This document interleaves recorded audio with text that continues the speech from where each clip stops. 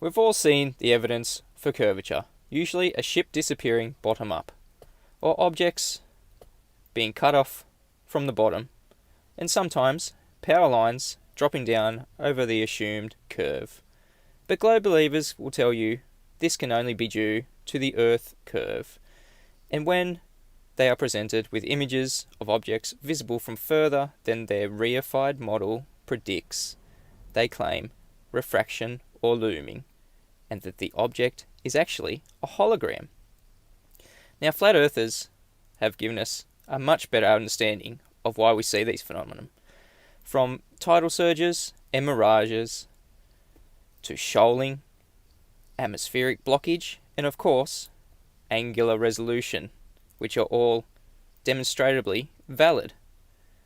But for all of these images to be validated due to curvature, we first need to ask a very critical question.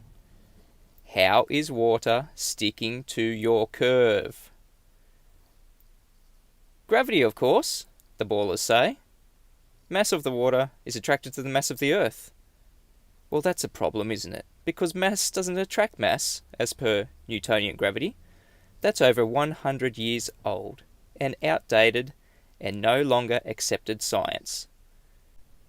It has been superseded by Einstein's theory of general relativity, described as the bending of the conceptual medium of space-time, and being described in all accounts of mainstream science as not a force.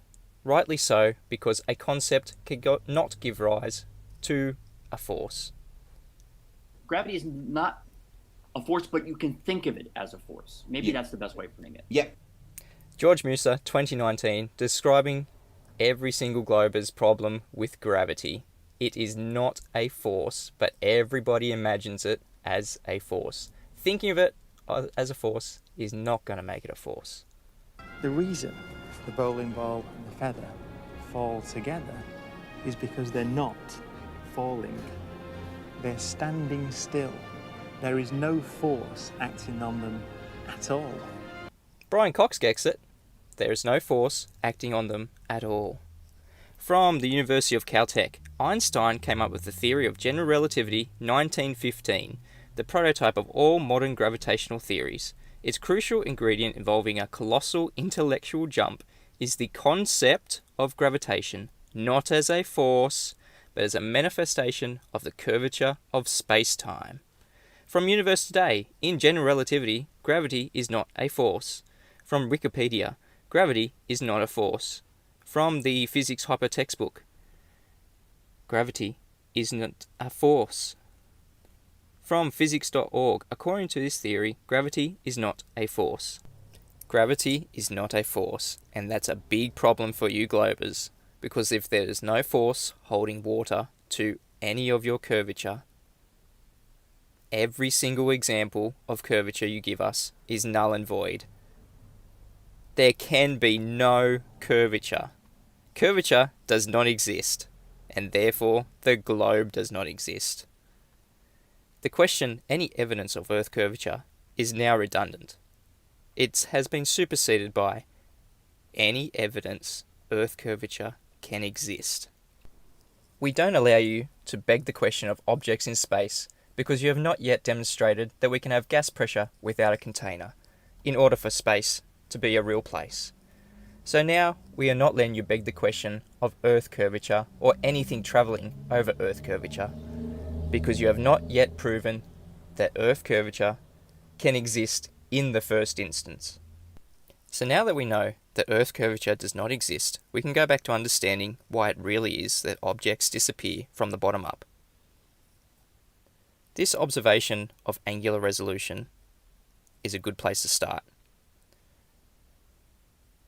It shows an object disappearing from the bottom up over a flat surface. But as you can see, it is not just the horizontal plane that this is observed, it is also the vertical plane and every other plane we see things on.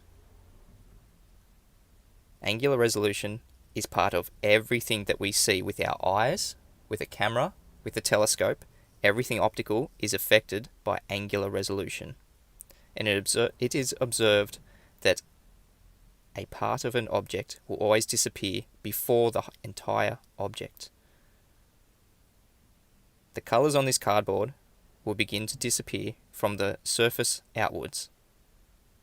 Can anyone point to the yellow, green, blue? No, only the black is now visible. Because of angular resolution, the viewing angle is now too small. And it's not because of Earth curvature, because we know the globe is not real. We checked.